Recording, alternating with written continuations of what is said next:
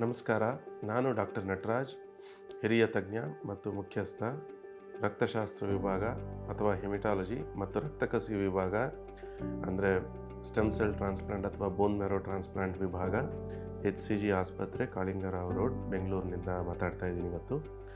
ಇವತ್ತು ನಮ್ಮ ಈ ಬ್ಲಡ್ ಕ್ಯಾನ್ಸರ್ಗಳನ್ನ ಮತ್ತು ಅದರ ರಿಲೇಟೆಡ್ ರಕ್ತ ಕ್ಯಾನ್ಸರ್ಗಳು, ಮೈಲೋಮಾ ಇಂಥ ಕಾಯಿಲೆಗಳಿಗೆ ಒಂದು ಅತ್ಯುತ್ತಮವಾದ ಹೊಸ ಆವಿಷ್ಕಾರ ಚಿಕಿತ್ಸಾ ವಿಧಾನದ ಬಗ್ಗೆ ತಿಳ್ಕೊಳ್ಳೋಣ.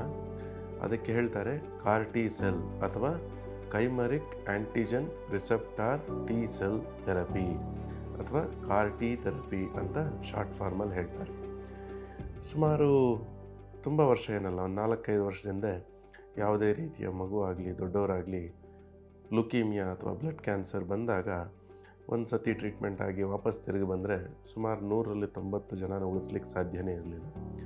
ಯಾಕಂದರೆ ಯಾವುದೇ ರೀತಿಯ ಚಿಕಿತ್ಸಾ ವಿಧಾನಗಳು ಇಷ್ಟು ದಿವಸ ಇದ್ದಿದ್ದು ಕೀಮೋಥೆರಪಿ ಆಗಲಿ ಅಥವಾ ರೇಡಿಯೇಷನ್ ಆಗಲಿ ಅಥವಾ ಸರ್ಜರಿ ಆಗಲಿ ಅಥವಾ ಅಂದರೆ ಯಾವುದೇ ರೀತಿಯ ಚಿಕಿತ್ಸಾ ವಿಧಾನಗಳಿಂದನೂ ಈ ಕಾಯಿಲೆಗಳು ಗುಣಪಡಿಸಲಿಕ್ಕೆ ಸಾಧ್ಯನೇ ಆಗ್ತಾ ಇರಲಿಲ್ಲ. ಆದರೆ ಒಂದು ಹೊಸ ಆವಿಷ್ಕಾರ ಅಂದರೆ CAR-T ಸೆಲ್ ಥೆರಪಿ ಅಂದರೆ ಒಬ್ಬ ರೋಗಿಯ ಇಮ್ಯುನಿಟಿ ಕೊಡುವಂತಹ ಸೆಲ್ಸ್, ಅದಕ್ಕೆ ಟಿ ಸೆಲ್ಸ್ ಅಂತ ಹೇಳ್ತೀವಿ. ಅಂದರೆ ರೋಗ ನಿರೋಧಕ ಶಕ್ತಿ ಕೊಡುವಂತಹ ರಕ್ತ ಕಣಗಳನ್ನೇ ತೆಗೆದುಕೊಂಡು ಅದಕ್ಕೆ ಸ್ವಲ್ಪ ಎಜುಕೇಷನ್ ಅಥವಾ ಬುದ್ಧಿ ಬರೆಸಿ ಅದನ್ನೇ ಸಹ ವಾಪಸ್ ರೋಗಿಗೆ ಕೊಟ್ಟು ಕ್ಯಾನ್ಸರ್ನ ಗುಣಪಡಿಸುವಂತಹ ಒಂದು ಅತ್ಯುತ್ತಮವಾದ ವಿಧಾನ. ಇದು ಹೇಗೆ ಅಂದರೆ, ಯಾವುದನ್ನು ಒಂದು ಟೆರರಿಸ್ಟ್ನ ಸಾಯಿಸಬೇಕಂದ್ರೆ ನಾವು ಟೆರರಿಸ್ಟ್ನ ಕ್ಯಾನ್ಸರ್ ಅಂತ ತಿಳ್ಕೊಂಡ್ರೆ ಟೆರರಿಸ್ಟ್ ಗುಂಪಿನಿಂದಾನೇ ಒಬ್ಬನ್ನ ಕಲೆಕ್ಟ್ ಮಾಡಿಕೊಂಡು ಅವನ ಗುಂಪಿನವ್ರನ್ನಲ್ಲೇ ಒಬ್ಬನ್ನ ಒಳ್ಳೆಯವನಾಗಿ ಕನ್ವರ್ಟ್ ಮಾಡಿ ಅವನು ಹೋಗಿ ಉಳಿದಿರುವಂಥ ಟೆರರಿಸ್ಟ್ನ ಸಾಯಿಸುವಂತಹ ಪ್ರಕ್ರಿಯೆ.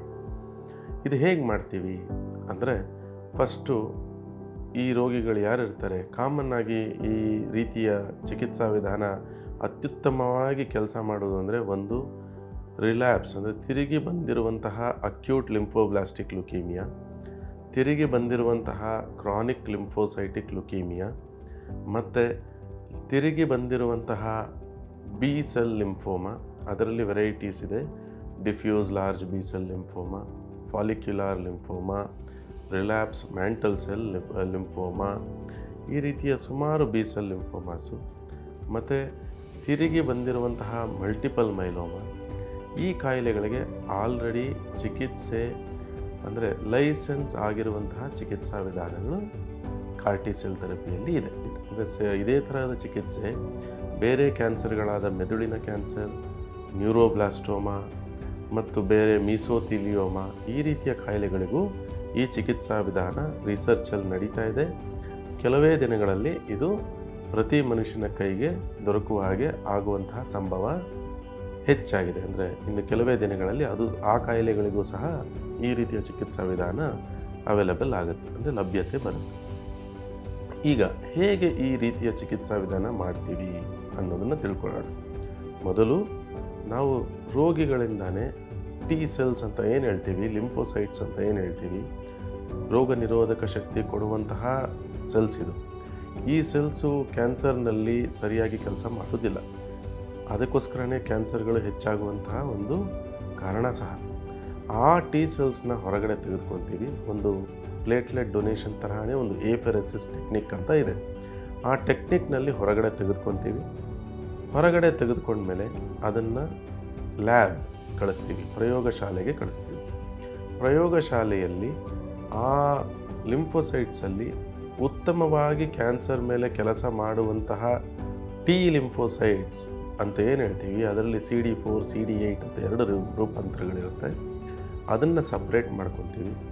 ಅದನ್ನು ಸಪ್ರೇಟ್ ಮಾಡಿಕೊಂಡು ಅದರ ಒಳಗೆ ನಾವು ಈ ಕ್ಯಾನ್ಸರ್ ಸೆಲ್ಸ್ ಮೇಲೆ ಎಕ್ಸ್ಪ್ರೆಸ್ ಆಗುವಂತಹ, ಅಂದರೆ ಈ ಕ್ಯಾನ್ಸರ್ ಸೆಲ್ಸ್ ಮೇಲೇ ಬರುವಂತಹ ಆ್ಯಂಟಿಜೆನ್ಸ್ ಅಂತ ಏನು ಹೇಳ್ತೀವಿ. ಇವಾಗ ಫಾರ್ ಎಕ್ಸಾಂಪಲ್ ನೀವು ತೆಗೆದುಕೊಂಡ್ರೆ, ಇವಾಗ ಕ್ಯಾನ್ಸರ್ ಸೆಲ್ ಒಂದು ಹೂ ಅಂತ ತಿಳ್ಕೊಂಡ್ರೆ, ಹೂ ಮಧ್ಯದಲ್ಲಿ ಇರುವಂತಹ ದಳ ಏನಿರುತ್ತೆ ಆ ಥರ ಇರುತ್ತೆ ಕ್ಯಾನ್ಸರ್ ಸೆಲ್ ಮೇಲೆ ಒಂದು ಜುಟ್ಟು ಥರ. ಅದಕ್ಕೆ ಕರೆಕ್ಟಾಗಿ ವರ್ಕ್ ಆಗುವಂತಹ ಎಕ್ಸಾಕ್ಟ್ ಕಾಂಪ್ಲಿಮೆಂಟ್ರಿ ಸೀಕ್ವೆನ್ಸ್ನ ನಾವು ಈ ಟಿ ಸೆಲ್ಸ್ ಒಳಗೆ ಹಾಕ್ತೀವಿ. ಹಾಕಿದ್ದಾದಮೇಲೆ ಈ ರೀತಿಯ ಟ್ರಾನ್ಸ್ಫಾರ್ಮ್ಡ್ ಅಥವಾ ಟ್ರಾನ್ಸ್ಡ್ಯೂಸ್ಡ್ ಟಿ ಸೆಲ್ಸ್ನ ನಾವು ಹೆಚ್ಚಾಗಿ ಡಿವೈಡ್ ಮಾಡಿಸ್ತೀವಿ ಹೊರಗಡೆ. ಅಂದರೆ ಇದಕ್ಕೆ ಫೇಸ್ ಆಫ್ ಡಿವಿಷನ್ ಅಂತ ಹೇಳ್ತೀವಿ. ಇದೆಲ್ಲ ಡಿವಿಷನ್ ಆದಮೇಲೆ ಈ ಸೆಲ್ಸ್ ಎಷ್ಟು ಬಂದಿದೆ, ಕರೆಕ್ಟಾಗಿ ರೋಗಿಗೆ ಬೇಕಾಗುವಷ್ಟು ನಾವು ಉತ್ಪಾದನೆ ಮಾಡಿದ್ದೀವಾ ಅಂತ ತಿಳ್ಕೊತೀವಿ. ತಿಳ್ಕೊಂಡಿದ್ದಾದಮೇಲೆ ರೋಗಿಗೆ ಒಂದು ಮೈಲ್ಡ್ ಔಷಧಿ ಕೊಡ್ತೀವಿ. That is to ensure that ಕೊಟ್ಟಿರುವಂತಹ ಹೊರಗಡೆಯಿಂದ ನಾವು ಈಗ ತಯಾರಿ ಮಾಡಿ ಕೊಡುವಂತಹ ಇಮ್ಯೂನ್ ಕಾಂಪಿಟೆನ್ಸಿ ಸೆಲ್ಸ್ ಅಥವಾ ಕ್ಯಾನ್ಸರ್ಗೆ ಜೊತೆ ಹೊರಡದಾಡುವಂಥ ಶಕ್ತಿ ಇರುವಂತಹ ರಕ್ತ ಕಣಗಳು ಟಿ ಸೆಲ್ಸ್ ಏನಿದೆ ಅದು ಹೆಚ್ಚಾಗಿ ರ್ಯಾಪಿಡ್ ಆಗಿ ಡಿವೈಡ್ ಆಗಲಿ ಅಂತೇಳಿ ಕೊಡ್ತೀವಿ. ಅದಕ್ಕೆ ಕಾರ್ಟಿಸೆಲ್ ಇನ್ಫ್ಯೂಷನ್ ಅಂತ ಹೇಳ್ತೀವಿ. ಅದು ಕೊಟ್ಟ ಮೇಲೆ ಈ ರಕ್ತ ಕಣಗಳು ಏನಿರುತ್ತೆ ಅದು ಒಳಗಡೆ ಹೋಗಿ ಶರೀರದ ಒಳಗಡೆ ಹೋಗಿ ಎಲ್ಲಿ ಯಾವ ಸೆಲ್ಸ್ ಮೇಲೆ ನಾನು ಜುಟ್ಟಿರುತ್ತೆ ಅಂತ ಹೇಳಿದ್ನಲ್ಲ, ಆ ಆ್ಯಂಟಿಜನ್ ಎಕ್ಸ್ಪ್ರೋಸ್ ಎಲ್ಲೆಲ್ಲಿರುತ್ತೆ ಎಲ್ಲ ಸೆಲ್ಸ್ನ ಹೋಗಿ ಸಾಯಿಸಲಿಕ್ಕೆ ಶುರು ಮಾಡ್ತೀವಿ. ಒಂದೇ ಒಂದು ಈ ರೀತಿಯ ಟಿ ಸೆಲ್ಲು 10 ಕ್ಯಾನ್ಸರ್ ಸೆಲ್ನ 100 ಕ್ಯಾನ್ಸರ್ ಸೆಲ್ಸ್ನ ಡಿವೈಡ್ ಮಾಡಿ ಸಾಯಿಸುವಂತಹ ಎಬಿಲಿಟಿ ಇರುತ್ತೆ. ಅಂದರೆ ಈ ಕಾಯಿಲೆಗಳಿಗೆ ನಾವು ಈ ರೀತಿಯ ಔಷಧಿ ಏನಿದೆ ಆ ಕಾರ್ಟಿಸೆಲ್ಗೆ ಲಿವಿಂಗ್ ಡ್ರಗ್ ಅಂತ ಹೇಳ್ತೀವಿ. ಅಂದರೆ ಅದು ಶರೀರದೊಳಗಡೆ ಹೋದ್ಮೇಲೆ ಆ ಆ್ಯಂಟಿಜನ್ ಜಾಸ್ತಿ ಇದ್ದಷ್ಟು ಇದು ಜಾಸ್ತಿ ಡಿವೈಡ್ ಆಗುತ್ತೆ, ಜಾಸ್ತಿ ರ್ಯಾಪಿಡಾಗಿ ಡಿವೈಡ್ ಆಗಿ ರ್ಯಾಪಿಡಾಗಿ ಸಾಯಿಸ್ತಾ ಹೋಗುತ್ತೆ. ಸೊ ಈ ರೀತಿಯ ಚಿಕಿತ್ಸೆ ಮಾಡಿದ ಮೇಲೆ ಅದು ಕ್ಯಾನ್ಸರ್ ಸೆಲ್ಸು ಬೇಗ ಸಾಯುತ್ತೆ. ಯೂಶಲಿ ರಿಲ್ಯಾಪ್ಸ್ ರಿಫ್ರ್ಯಾಕ್ಟ್ರಿ ಕ್ಯಾನ್ಸರ್ಗಳಲ್ಲಿ ಅಂದರೆ ಪದೇ ತಿರುಗಿ ಬಂದಿರುವಂತಹ ಕ್ಯಾನ್ಸರ್ಗಳೂ ಸಹ ಈ ರೀತಿಯ ಚಿಕಿತ್ಸಾ ವಿಧಾನದಿಂದ ನಾವು ಗುಣಮುಖ ಪಡಿಸಬಹುದು. ಇಷ್ಟು ದಿವಸ ಈ ರೀತಿಯ ಚಿಕಿತ್ಸಾ ವಿಧಾನ ಭಾರತದಲ್ಲಿ ಲಭ್ಯವಾಗಿರಲಿಲ್ಲ. ಆದರೆ ಈಗ ಭಾರತದಲ್ಲಿ ನಮ್ಮ ಆಸ್ಪತ್ರೆಯಲ್ಲಿ ಸದ್ಯದಲ್ಲಿ ಲಭ್ಯವಾಗಿದೆ. ಕಾರ್ಟಿಸೆಲ್ ಥೆರಪಿ ಫಾರ್ ಲಿಂಫೋಮಾ, ಲುಕೀಮಿಯಾ ಎಲ್ಲದಕ್ಕೂ ಅವೈಲೇಬಲ್ ಇದೆ. ಹಾಗೆ ಟ್ರಯಲ್ ರೂಪದಲ್ಲಿ ನಾವು ಈಗ ಸದ್ಯದಲ್ಲಿ ಮೈಲೋಮಾ ರೋಗಿಗಳಿಗೂ ಸಹ ಕಾರ್ಟಿಸೆಲ್ ಥೆರಪಿ ಮಾಡ್ತಾ ಇದ್ದೀವಿ. ಈಗ ಇದು ಕೇಳಿಸ್ಕೊಳ್ಳಿಕ್ಕೆ ಅತ್ಯಂತ ಸುಲಭವಾದ ಚಿಕಿತ್ಸಾ ವಿಧಾನ ಅಂತ ಅನ್ನಿಸ್ಬೋದು. ಆದರೆ ಈ ಚಿಕಿತ್ಸೆ ಮಾಡಿದ ಮೇಲೆ ಅಡ್ಡ ಪರಿಣಾಮಗಳು ಸಹ ಆಗುತ್ತೆ. ಅಡ್ಡ ಪರಿಣಾಮವಿಲ್ಲದ ಚಿಕಿತ್ಸೆ ಯಾವುದೂ ಇಲ್ಲ. ಅಡ್ಡ ಪರಿಣಾಮಗಳನ್ನು ಸರಿಯಾಗಿ ಸಮಯದಲ್ಲಿ ಅದನ್ನು ಗುರುತಿಸಿ ಚಿಕಿತ್ಸೆ ಮಾಡುವುದರಿಂದ ಅಡ್ಡ ಪರಿಣಾಮಗಳಿಂದ ಆಗುವಂತಹ ದುಷ್ಪರಿಣಾಮಗಳನ್ನ ನಾವು ತಡಿಬೋದು.